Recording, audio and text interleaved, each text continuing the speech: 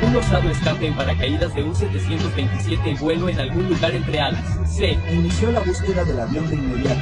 No sabemos quién era, de dónde venía ni a dónde fue. Supongo que seguiremos buscándolo hasta que lo encontremos o averigüemos qué pasó.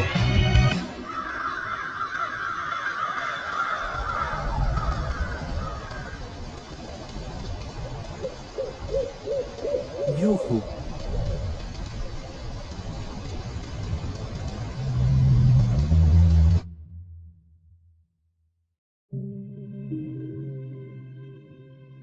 En la tarde del 24 de noviembre de 1971, un hombre de mediana edad que llevaba un maletín entró en el aeropuerto internacional de Portland y compró un billete de ida a Seattle, Washington.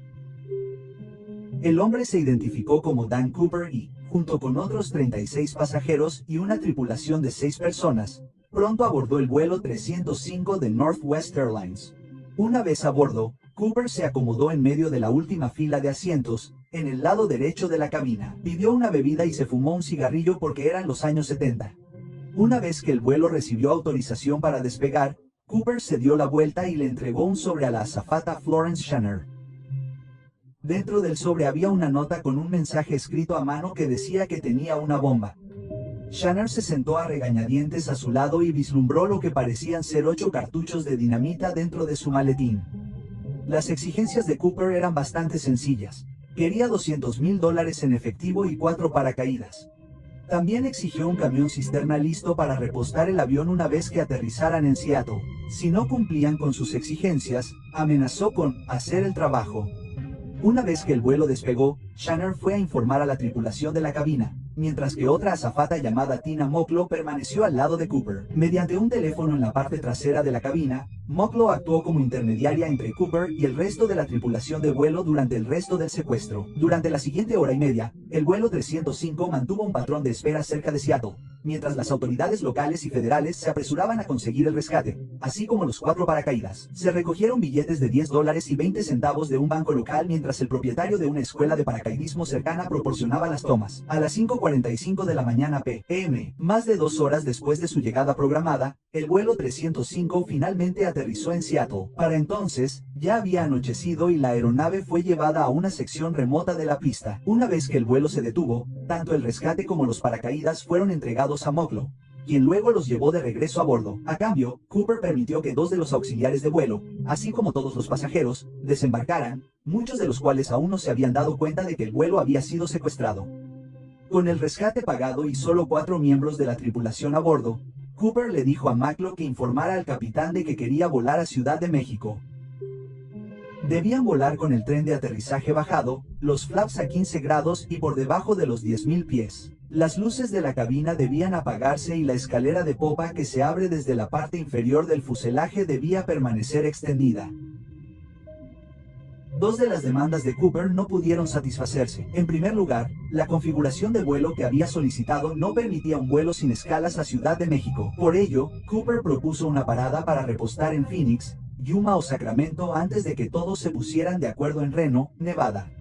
En segundo lugar, no era posible despegar con la escalera ventral extendida. Cooper aceptó retraer las escaleras con la condición de que Mocklow permaneciera a su lado y le enseñara a extenderlas una vez que el avión despegara. Estacionado durante casi 2 horas debido a complicaciones con el repostaje, el vuelo 305 volvió a volar a las 7:36 de la mañana p.m. Menos de 5 minutos después del despegue, Cooper le dijo a Mocklow que se dirigiera a la cabina de mando y que, a partir de ese momento, no debía ser molestado. La última vez que vio a Cooper, estaba de pie en medio del pasillo, como si se estuviera preparando para saltar.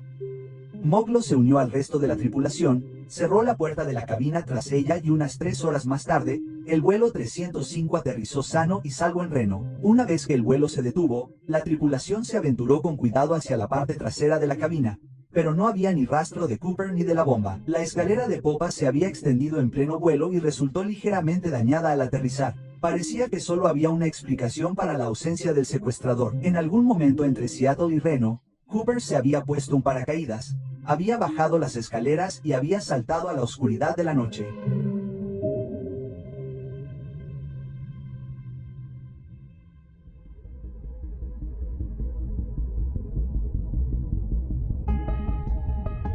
En cuanto quedó claro que Cooper ya no estaba a bordo, Docenas de agentes del FBI se reunieron en la aeronave solo para descubrir una cantidad decepcionante de pruebas físicas. Una corbata negra con clip, 8 colillas de cigarrillos y 2 de los 4 paracaídas fue todo lo que Cooper dejó atrás.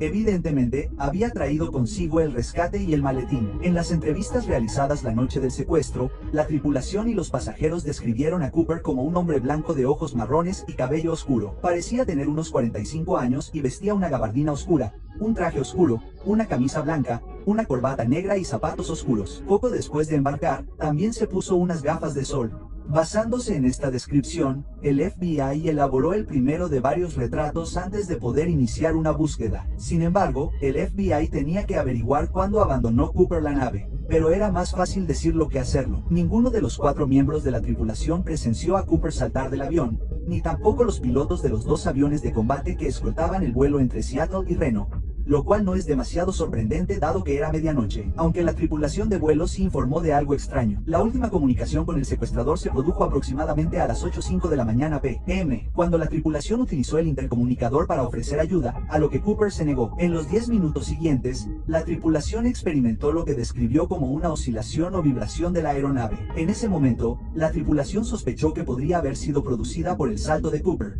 y una recreación posterior del secuestro respaldó esa conclusión. Vale, eso solucionó el cuándo, pero ¿qué hay del dónde?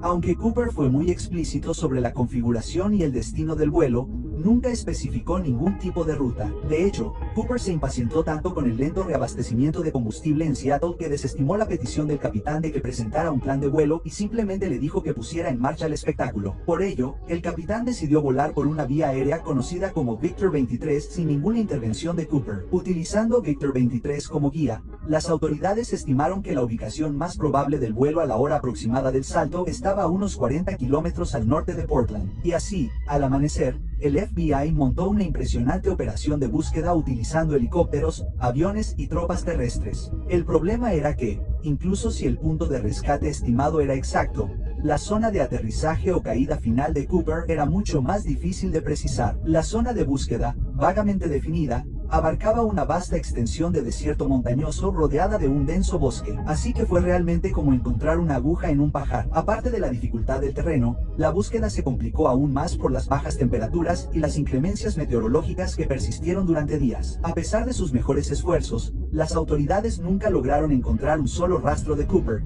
ni de los objetos que había traído consigo.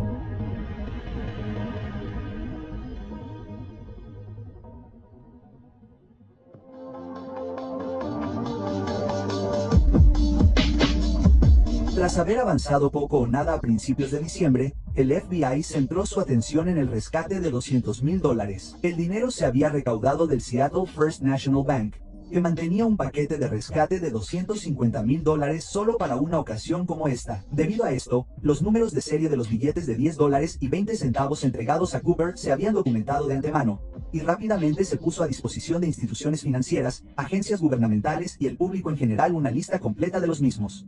La intención era dificultar al máximo que Cooper gastara su dinero. Northwest Airlines y varios periódicos incluso empezaron a ofrecer recompensas a cualquiera que pudiera encontrar un billete con un número de serie coincidente. A pesar de estos esfuerzos, nadie lo consiguió. Eso fue hasta casi una década después. A principios de 1980, un joven llamado Brian Ingram estaba haciendo una fogata en una pequeña playa del sur de Washington. Mientras escarbaba en la arena, Ingram descubrió 3 fajos de billetes por un total de $5,880. Tras enterarse del infame secuestro aéreo, los padres de Ingram llevaron los fajos gravemente deteriorados al FBI. Los billetes fueron inspeccionados rápidamente y, como era de esperar, los números de serie coincidían con los del rescate. Sin embargo, una vez que la emoción se calmó, el dinero logró plantear muchas más preguntas de las que respondió. La más significativa de ellas fue cómo acabó el dinero tan lejos de la zona de lanzamiento. Al observar este mapa, podría resultar tentador pensar que Cooper simplemente dejó caer parte del dinero, que luego cayó al río Louis. Los fajos podrían haber sido arrastrados río abajo por el río Columbia antes de llegar finalmente a la orilla de Tina Bar, que es como se llama la playa. Tina Moklo, Tina Bar. ¿Coincidencia? Sí, ¿Coincidencia? En fin, el problema con esta idea es que el río Columbia fluye en la dirección opuesta. Esto ha llevado a algunos, incluidos miembros del FBI, a reevaluar la valoración inicial de la zona de lanzamiento. Por ejemplo, si la zona de lanzamiento estuviera mucho más al sureste, cerca de un río llamado Río Gugal, es concebible, aunque improbable, que el dinero hubiera llegado flotando hasta Tina Bar. Por otro lado, es posible que los fajos simplemente hubieran aterrizado en la playa si la ruta de vuelo hubiera sido más hacia el oeste. Aún así, las explicaciones naturales tienen dificultades para explicar cómo 3 fajos de billetes independientes, que podrían caer libremente o flotar libremente, acabaron en el mismo lugar exacto de la misma playa. Para complicar las cosas, se excavó sedimento del lecho del río y se vertió en Tina Bar como parte de una operación de dragado en 1974. Y según un análisis, el dinero se descubrió por encima de esta capa de sedimento. De ser cierto, eso significaría que el dinero acabó en Tina Bar en algún momento posterior a 1974. Pero un nuevo examen de ese análisis descubrió que lo que se creía que era una capa de sedimento depositado podría ser en realidad una capa de arcilla perfectamente natural. No solo eso, sino que el sedimento se vertió claramente a cierta distancia de donde se descubrió el dinero. Además, cuando Ingram descubrió los fajos, las gomas elásticas que los mantenían unidos seguían intactas. Esto es significativo porque los experimentos realizados en 2009 revelaron que esta marca de gomas elásticas no podía soportar la exposición al aire libre o al agua durante más de un año. Por lo tanto, a menos que los fajos estuvieran protegidos de alguna manera de los elementos, debieron de quedar enterrados en un bar en el plazo de un año tras el secuestro. Por lo tanto, la explicación más probable parece ser que Cooper u otra persona enterró deliberadamente el dinero. ¿Sobrevivió Cooper y enterró el dinero él mismo? ¿O que otra persona enterró el dinero después de tropezar con los restos de Cooper? Si existe una explicación que no requiera intervención humana, ha logrado eludir a los investigadores durante décadas. Baste decir que se trata de un misterio dentro de un misterio. Desde el descubrimiento de Ingram en 1980, tanto el bar Tina como los terrenos alrededor del río Gugal han sido objeto de numerosos registros, pero hasta la fecha no ha habido señales de Cooper ni del resto del dinero.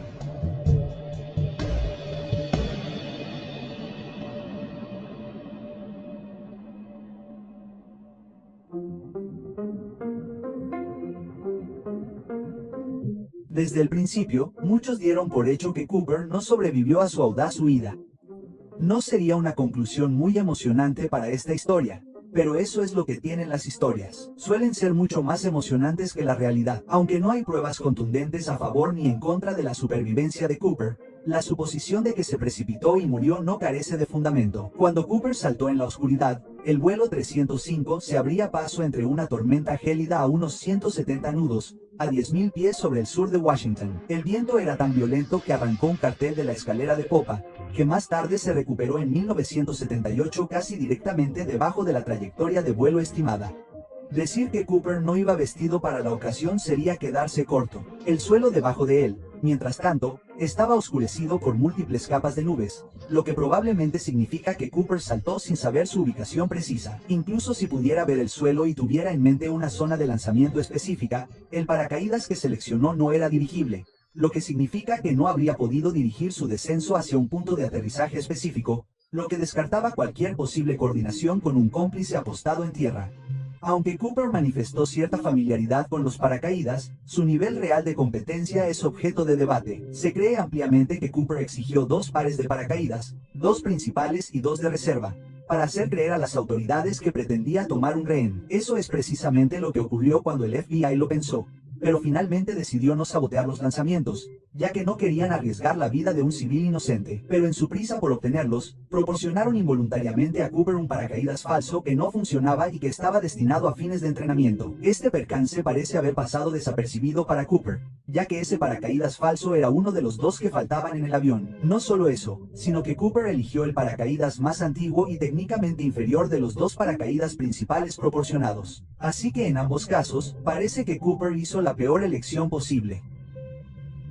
Pero hay otras formas de interpretar esta información. Por ejemplo, es posible que Cooper utilizara el paracaídas falso no como reserva, sino como un medio para asegurar la bolsa de dinero. De hecho, eso es precisamente lo que Cooper intentó hacer con un paracaídas de reserva funcional. Primero, intentó colocar el dinero en la cubierta del paracaídas antes de retirar algunas de las cuerdas de suspensión y enrollarlas alrededor de la bolsa. Quizás usó el paracaídas falso para un propósito similar, y la decisión de Cooper de usar el paracaídas principal más antiguo no es necesariamente un indicio de inexperiencia. También podría ser una señal de familiaridad porque el paracaídas que dejó atrás era un paracaídas de lujo civil mientras que el que usó era un paracaídas militar. El argumento es que Cooper podría haber recibido formación como paracaidista y haber elegido el paracaídas militar más antiguo porque era con el que estaba más familiarizado. Y hay al menos otra razón para sospechar que Cooper tenía antecedentes militares. Mientras el vuelo estaba en un patrón de espera cerca de Seattle, Cooper mencionó que la base de la Fuerza Aérea McCord estaba a solo 20 minutos del aeropuerto de Seattle-Tacoma en ese momento. Esa fue una evaluación precisa y podría sugerir antecedentes militares. Aparte de las posibles conexiones militares, Cooper podría incluso haber tenido vínculos con la Agencia Central de Inteligencia. Verás, el tipo de avión que Cooper decidió secuestrar, un Boeing 727, también fue utilizado por la CIA para lanzar agentes y suministros de forma encubierta durante la Guerra de Vietnam, una tarea para la que el Boeing 727 estaba especialmente cualificado debido a su distintiva escalerilla de popa. Por lo tanto, es bastante seguro asumir que Cooper eligió secuestrar un Boeing 727 específicamente porque proporcionaba un medio de escape relativamente seguro. Si se enteró de esto por la CIA o llegó a esa conclusión de forma independiente es otra cuestión. Sin embargo, el hecho de que Cooper eligiera secuestrar un vuelo operado por Northwest Airlines fue aparentemente una casualidad. Cuando Tina Moklu le preguntó a Cooper sobre sus motivos, él respondió, no es porque le guarde rencor a su aerolínea, es solo porque le guardo rencor. Además, aclaró que el vuelo 305 simplemente estaba en el lugar correcto en el momento adecuado. Aún así, está claro que Cooper vino preparado. Parecía saber mucho sobre aviones y aviación. Parecía estar familiarizado con el terreno local. Mantuvo un perfil bajo para evitar el pánico. Se cubrió los ojos con unas gafas para ocultar su identidad. Dejó muy pocas pruebas y exigió 4 paracaídas para hacer creer que lo habían tomado como rehén. Incluso fue lo bastante astuto como para reclamar la nota que inicialmente le había dado a Florence Shanner. Aparte del nombre que escribió en su billete de avión, no hay otras muestras de la caligrafía de Cooper. Pero a pesar de toda su planificación y astucia, parece que Cooper no pensó lo suficiente en su eventual huida. No solo no especificó una ruta, sino que se vio obligado a cambiar de destino en el último momento de Ciudad de México a Reno. Podría haber exigido un equipo de paracaidismo más adecuado, como un par de botas, un casco o un mono. Incluso podría haber especificado que el rescate se entregara en billetes de mayor denominación para que fuera más ligero y menos engorroso de transportar. Suponiendo que sobrevivió a la caída y llegó sano y salvo al suelo, es posible que luego tuviera que abrirse paso a través de un denso bosque parcialmente cubierto de nieve vestido únicamente con unos mocasines y una gabardina a finales de noviembre. Tengo la clara impresión de que la huida de Cooper fue mucho más un acto de fe que un salto ejecutado con cuidado. Por otro lado, las autoridades nunca recibieron ningún informe de persona desaparecida que coincidiera con la descripción de Cooper tras el secuestro. Esto podría sugerir que Cooper sobrevivió y que reanudó su rutina normal de forma rápida y silenciosa. Además, otros secuestradores han realizado acrobacias similares y muchos de ellos sobrevivieron, aunque fueron detenidos rápidamente. Por último, la explicación más sencilla de cómo 3 fajos de billetes acabaron en el Tina Bar es la intervención humana. A fin de cuentas, la mayor parte de esto se basa únicamente en suposiciones. Sin ninguna prueba concreta de la desaparición de Cooper, queda la puerta abierta a la propuesta mucho más emocionante de que efectivamente sobrevivió.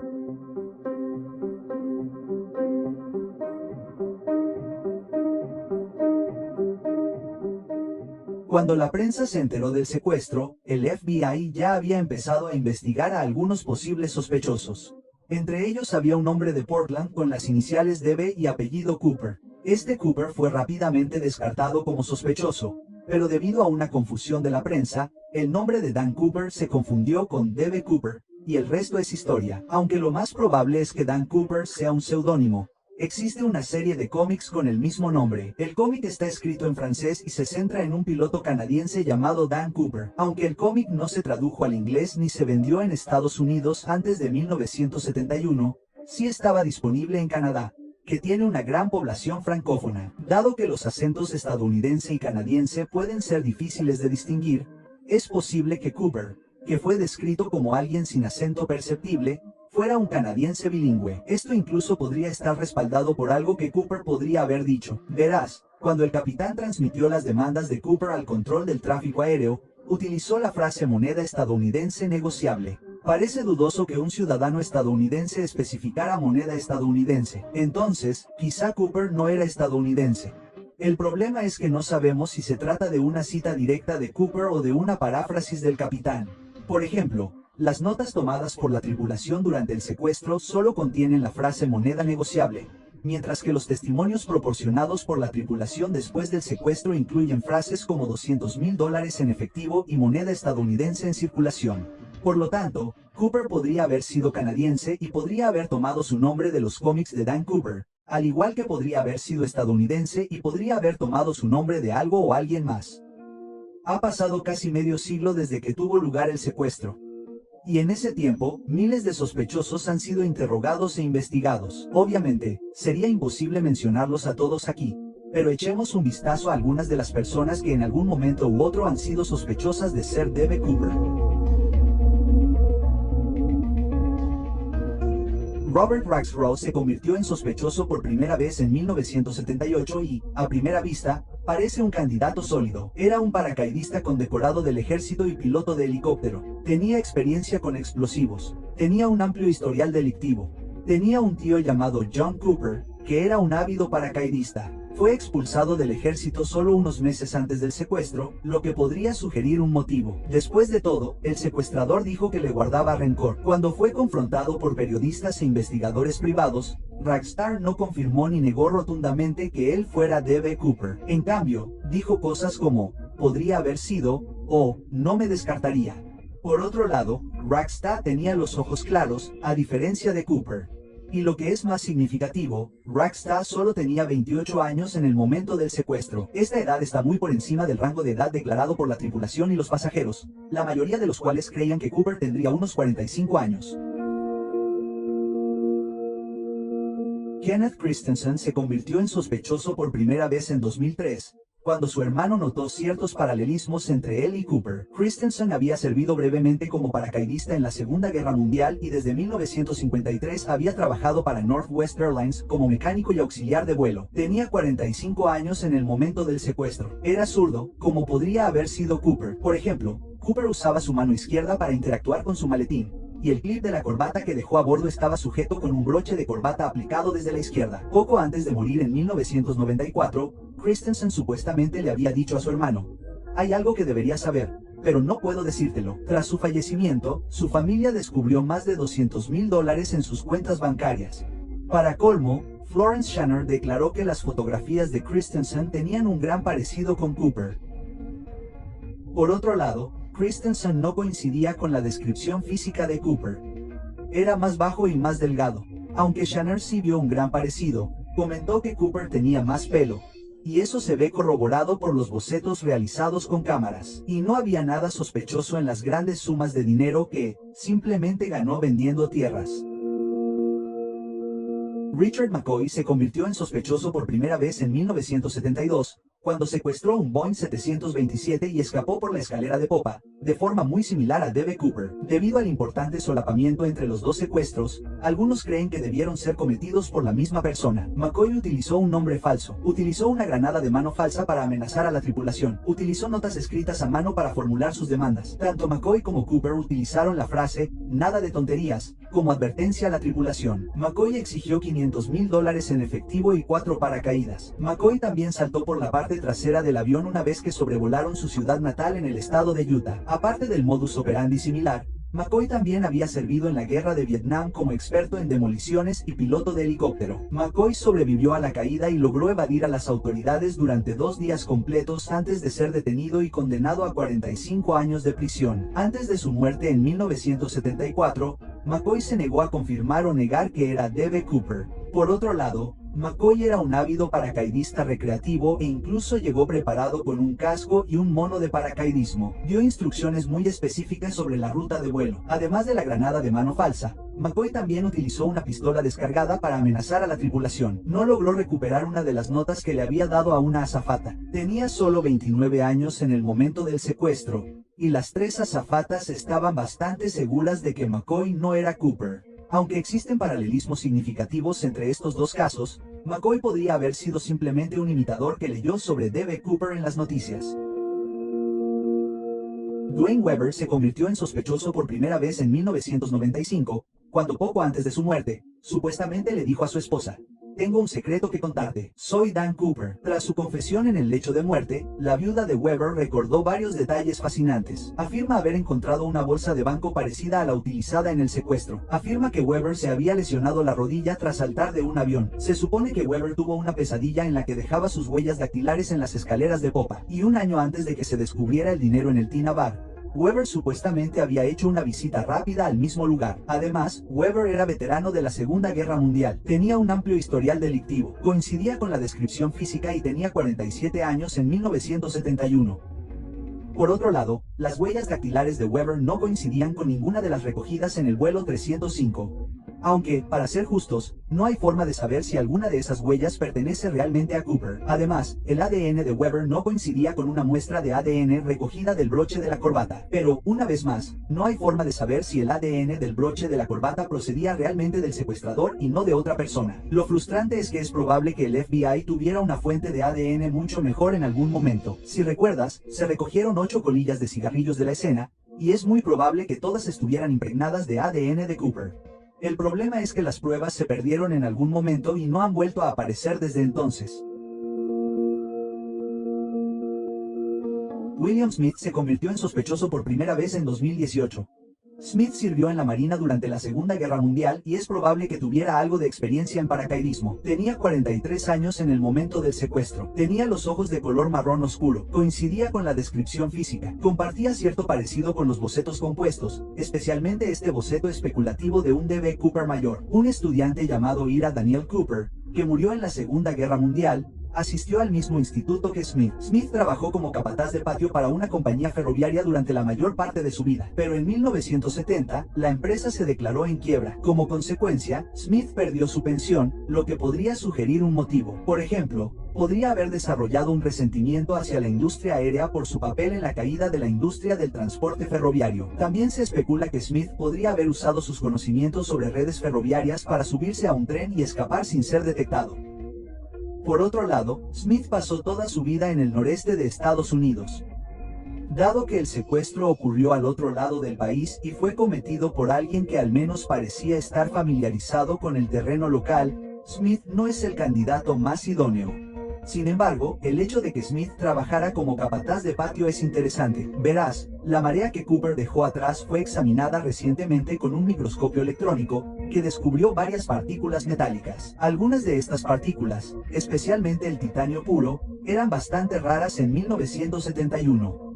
Esto podría sugerir que Cooper trabajaba como gerente en algún tipo de instalación química o metalúrgica o posiblemente en una empresa ferroviaria.